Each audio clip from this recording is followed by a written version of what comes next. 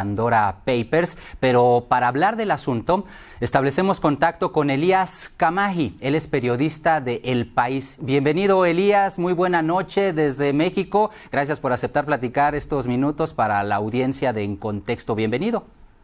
Hola Carlos, mucho gusto y muchas gracias por la invitación.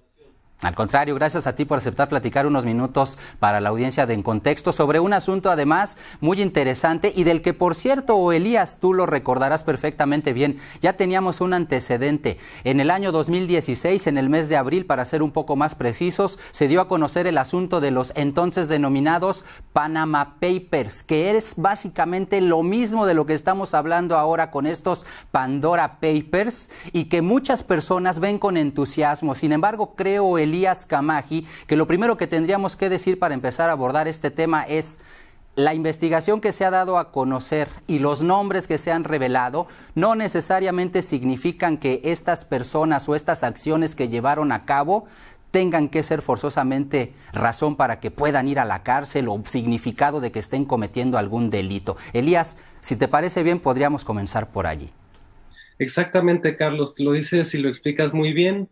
Tener una empresa offshore no constituye un delito, ¿no? No es un delito necesariamente, sino que más bien plantea ciertos problemas porque son estructuras específicamente diseñadas para ocultar la identidad de quiénes son los dueños de esas empresas y están creadas en países y territorios que se conocen como paraísos fiscales en muchos casos por los bajos impuestos que cobran a las personas que las crean, ¿no? Entonces, tenemos esos dos problemas. Por un lado, la confidencialidad y por otro lado, impuestos muy bajos, mucho más bajos que en sus países de origen.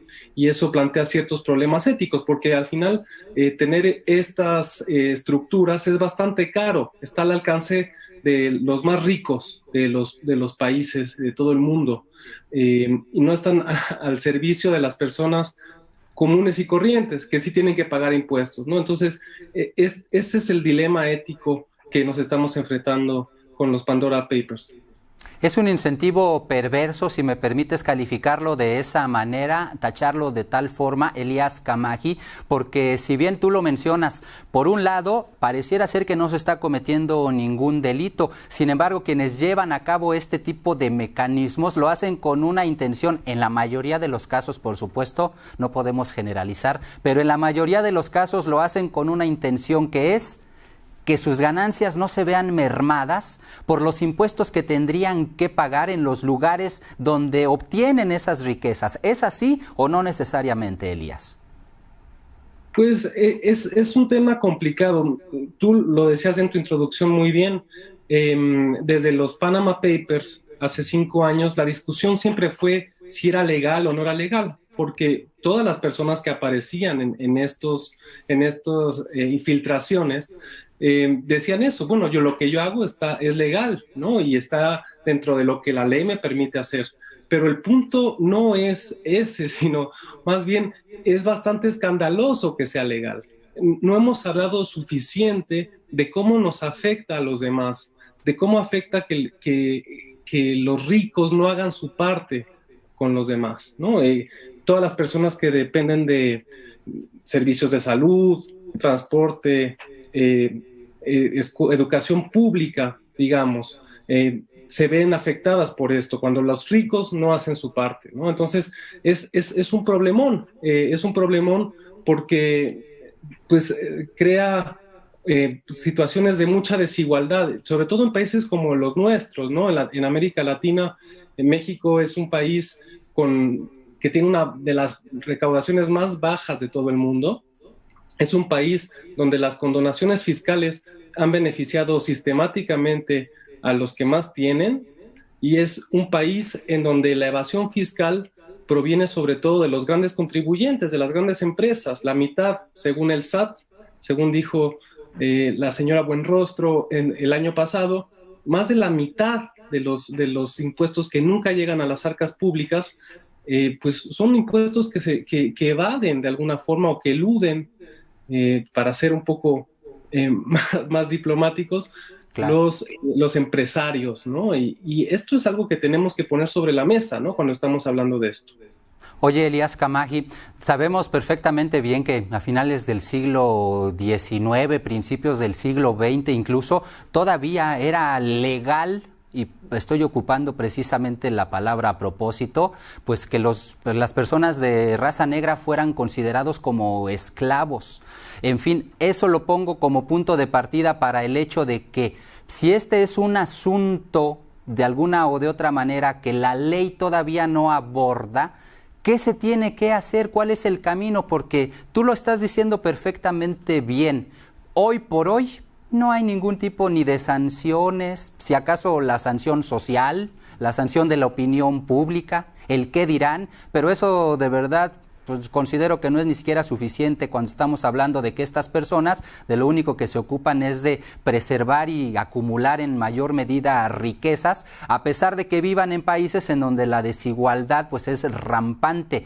¿Cuál es entonces el camino, Elías Camaji? A eso es a donde quiero llegar. ¿Puede haber posibilidad de legislar o ni siquiera se podría pensar en ello? Es muy complejo todavía.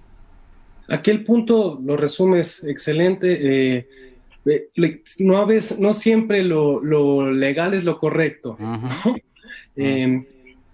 ¿Cuál es la ruta que debemos seguir? Bueno, yo creo que serían dos puntos esenciales.